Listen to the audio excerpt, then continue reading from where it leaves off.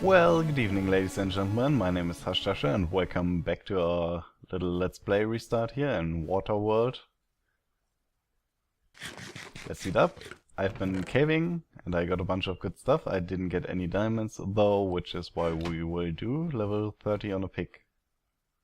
Yeah, well, with diamonds we would have done level 30 on a pick too, but it will be an iron pick. And I want fortune. That is kind of bad. I've also been farming wood, so we don't have to waste our time with that anytime soon. And as you see, I got the dark oak, because I've been exploring, as you see in the bottom left corner now. I went by boat, explored this map. This is the biggest map, it's 2000 by 2000 blocks.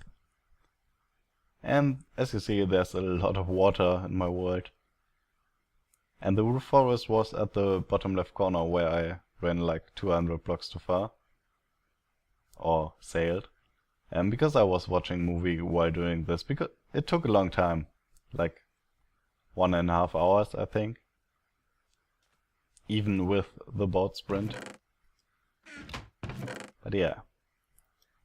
Anyways, what I want to do for the start of this episode today is find out where the spawn chunks are, because that is going to be important for our planning.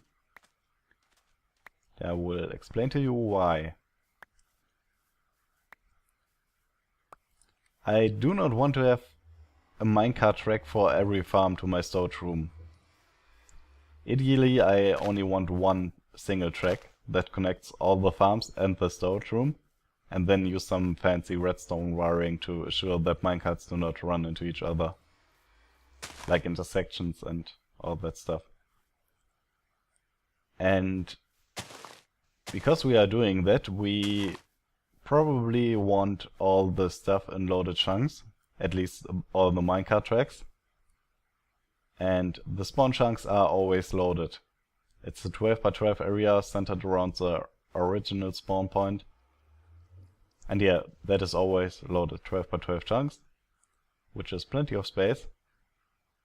And imagine this here is loaded and this is unloaded, like because we are going away and this unloads first. And a minecart comes from here into the unloaded stuff and suddenly stops here. It is gonna be a problem because another minecart will come bump into this and they are stacked on top of each other and it's hard to unstack them. So we can totally prevent that by having everything in spawn chunks, because then this here will be loaded no matter where we are in the world. So we need to find out where these are. And to do that, we first have to die.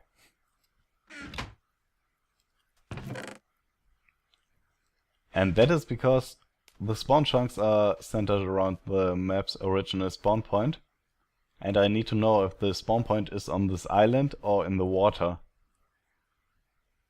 Because when you spawn within 20 blocks of the spawn point, randomly.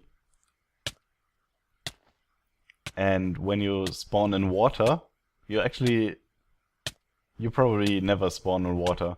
Because when you would spawn in water, the game places you at the first spot it can find that is on a block and above water. So this time we spawned here, we will die again. And if we spawn at the same spot, then our spawn point is somewhere in the water. Because if it tries to find a spot where we can spawn, it will always find the same spot first. At least that's how I think it works. And if we spawn at a different spot, then our spawn is somewhere on the island. Even if we spawn in the same spot, it could be the very low chance that we just spawn in the same spot by chance. Okay, it's here. That is different spots. The first one was around here, I think. Not entirely sure now. Let's get our stuff back. At least some of it. We do not need the X and the pick.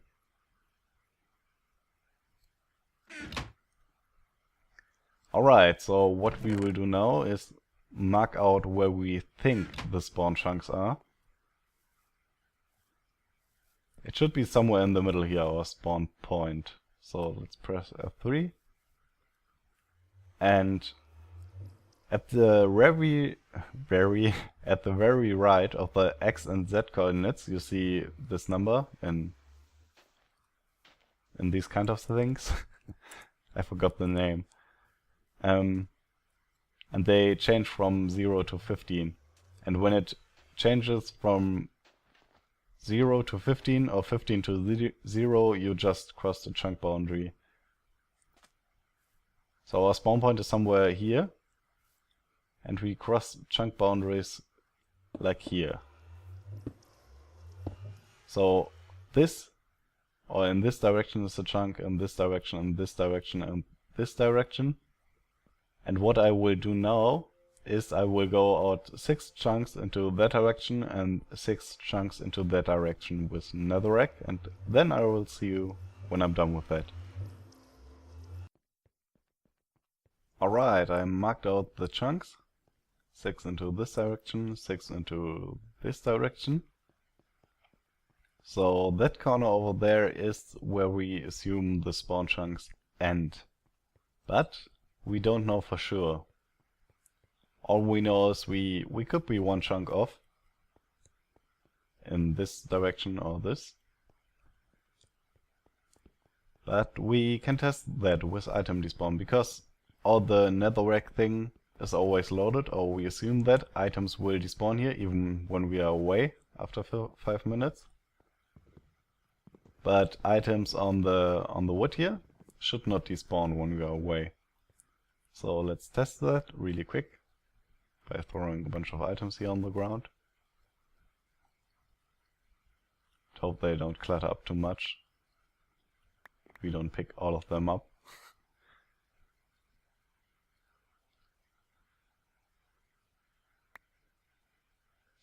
I didn't want to throw the map. Get some way back over there, maybe. Okay, and we will go away with the boat. And I will see you when I'm back. I will go out to X1100, I think. How about that? And then wait there for 5 minutes. You generally want to go away at least 128 blocks. Probably a little bit more. Because a 17 by 17 area around the player is loaded, I think.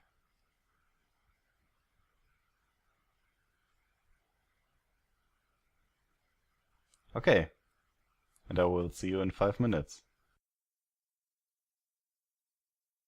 And we are back. And here you can see very clearly that we are completely right. Because that item is still there, so that direction is correct and this direction is also correct. And all the items on the netherrack have despawned. So now we know exactly where the spawn chunks are, because we can just go 12 chunks into that direction, 12 chunks into that direction, and then we have a nice perimeter around our base that shows us where we can have minecart tracks. We do not necessarily need the farms inside spawn chunks, because things like plant growth and so on is a player interaction, and it does not automatically work when chunks are loaded. There has to be a player nearby. But the minecart stuff works, so we only need the minecart stuff inside spawn chunks. And by the way, if you wonder why I'm using ugly netherrack for this, it's because I do not want to keep this perimeter forever. I want to remove it at some point. But for now, we will use netherrack because it's very easy to get, and it's also very easy to remove even when you are swimming in the water. So yeah, I will build a few walkways and build our perimeter and see you at some point. because I want to make some progress here. Alright, I got the perimeter done, and now we know where spawn chunks are. It's a pretty big area, 12 by 12 chunks. Should be enough. I have also been caving, so we will do an enchant on a pick again. Hopefully we will get fortune.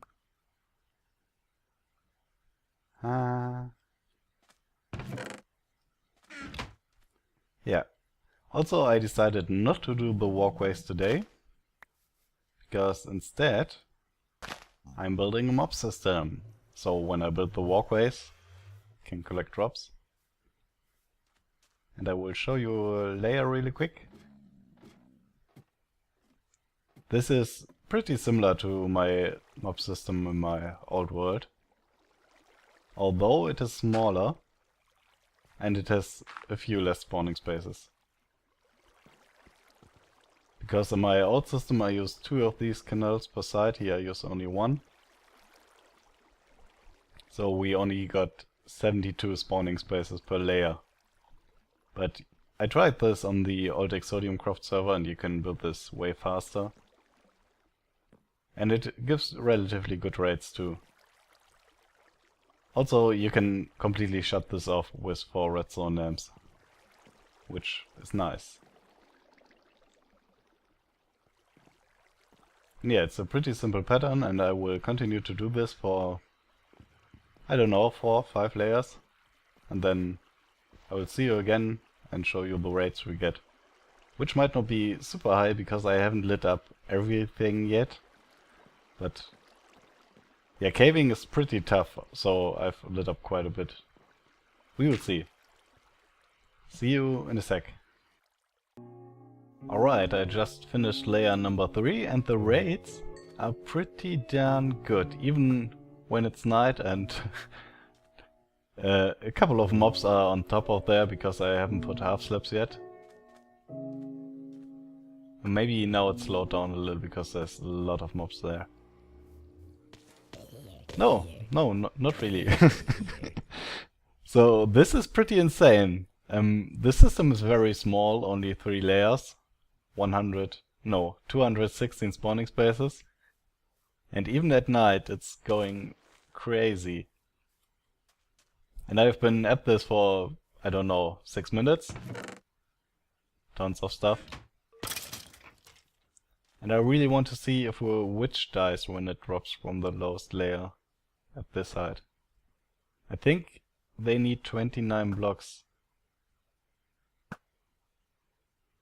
But I'm not entirely sure. Why doesn't he die? Okay. Yeah, now it looked like it slowed down again, but I guess there will be a couple of mobs falling down very soon. But yeah, I love this world. I mean, this is awesome. And I'm pretty sure I haven't lit up all the caves yet. And also there's a ton of slime spawning chunks down there, which I haven't flooded yet. But yeah, pretty nice. I might even leave it at 3 layers, because this is fine enough, I think. Although another layer wouldn't hurt. I mean, you can build these fast, relatively. Need like 50 minutes per layer or something. Yeah, anyways, it's getting pretty late here, and I think this is going to be it for today. I will say thank you for watching, and see you again next time. Have a good day and take care.